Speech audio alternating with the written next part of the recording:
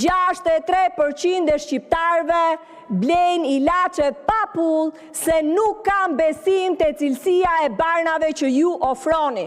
Madje 43 barna alternative nuk figurojnë fare në regjistrin alternativ, zonja ministre. Kjo është e vërteta për sa i përket barnave.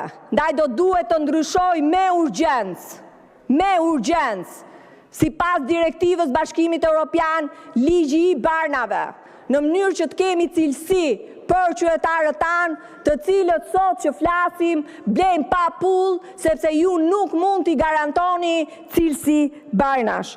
Shqipëria për shërbimin shëndetësor alokon 2.5% prodhimit brendshëm bruto. Serbia, që është kampione në rajon, jep 8% prodhimit brendshëm bruto.